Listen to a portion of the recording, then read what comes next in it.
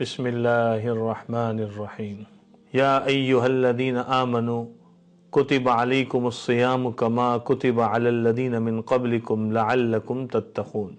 صدق اللہ العظیم۔ قرآن کریم کی اس آیت میں اللہ تعالیٰ نے ایمان والوں سے خطاب کیا ہے اور اس میں یہ بات ارشاد فرمائی جس کا خلاصہ اور مفہوم یہ ہے کہ ایمان والو، تم پر بھی روزوں کو فرض کیا گیا جیسے تم سے پہلے لوگوں پر روزوں کو فرض کیا تھا تاکہ تم تقوی اختیار کرو۔ تقوی کیا ہے؟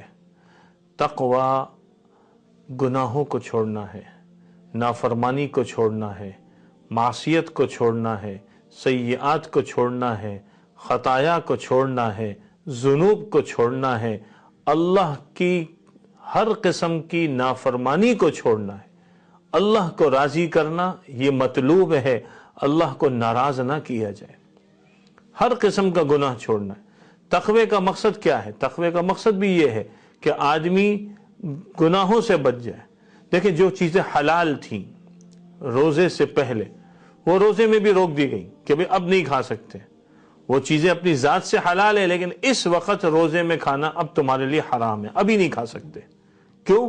کیونکہ تقوی سکھانا ہے۔ تو ظاہری چیزیں چھڑوا دی، اسی طرح وہ چیزیں جو پہلے سے ہی حرام ہیں ان سب کو بھی چھوڑنا ضروری ہے۔ رسول اللہ صلی اللہ علیہ وسلم کا ارشاد ہے، کم من صائم لیس له من صیامہ الا الظمأ وکم من قائم لیس له من قیامہ الا السحر، کہ کتنے ایسے روزے دار ہیں جو بھوکا پیاسا رہتے ہیں لیکن ان کو روزے میں سوائے پیاس کے کچھ حاصل نہیں۔ کتنے شب بیدار ایسے ہیں، راتوں کو جاگتے ہیں، سوائے رات کے جگار کے کچھ ان کو حاصل نہیں۔ کیوں؟ کیونکہ جس کام کے لیے روزہ تھا اس کام سے توجہ ہٹ گئی۔ کام کیا تھا؟ تقوی، گناہ سے بچنا۔ حضرت شیخ الحدیث مولانا محمد زکریا صاحب کاندھلوی رحمۃ اللہ علیہ نے اپنی کتاب فضائل رمضان میں مختلف احادیث جمع کی، ہمیں اس کا مطالعہ کرنا چاہیے، اس کو پڑھنا چاہیے۔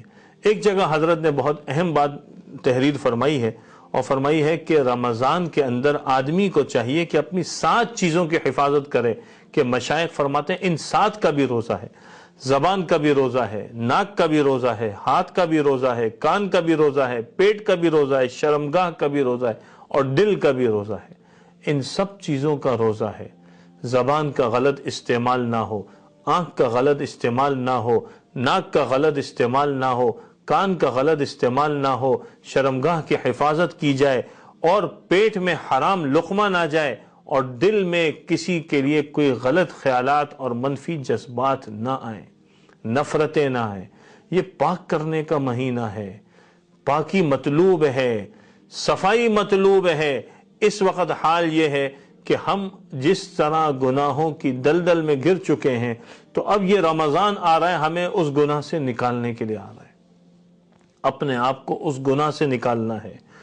اور حدیث میں آپ صلی اللہ علیہ وسلم نے ارشاد فرمایا کہ جب یہ روزہ آتا ہے تو آدمی اس روزے کے اندر شہوت سے اور خواہشات سے بچ جاتا ہے، اور یہ کس کے لیے؟ اللہ کے لیے بچتا ہے۔ یدع شہوتہ وطعامہ من اجلی، حدیث قدسی میں کہ آدمی اپنی شہوت کو، خواہشات کو میری وجہ سے چھوڑ دیتا ہے۔ تو اب یہ رمضان کا مہینہ یہ جو آ رہا ہے ابھی سے اس کی فکر کریں۔ دیکھیں، ہم حج پہ جاتے ہیں پہلے سے تیاری کرتے ہیں، عمرے پہ جاتے ہیں پہلے سے تیاری کرتے ہیں، اپنے کام پہ جاتے ہیں پہلے سے تیاری کرتے ہیں، اگر جاب پہ جانا ہے تو اس کے لیے تیاری کرتے ہیں، کہیں انٹرویو دینے جانا ہے تو اس کی ہم تیاری کرتے ہیں۔ تو یہ تو رمضان ہے، شہر رمضان ہے، یہ شہر، یہ مہینہ برکتوں کا مہینہ، رحمتوں کا مہینہ، عطاؤں کا مہینہ، مغفرت کا مہینہ، غمخواری کا مہینہ، آپس میں ایک دوسرے کے ساتھ ہمدردی کا مہینہ ہے۔ تو اس میں بھی ہم ان صفات کو اپنائیں، گناہ سے بچنے کو جو ہے وہ شروع کریں۔ ہمارے شیخ و مرشد عارف باللہ حضرت واسع منظور صاحب رحمۃ اللہ علیہ فرماتے تھے کہ تقوی کثرت عبادات کا نام نہیں ہے، تقوی ترک معاصی کا نام ہے۔ گناہ چھوڑ دو تو تم انشاءاللہ بہت اعلیٰ مقام پہ پہنچ جاؤ گے۔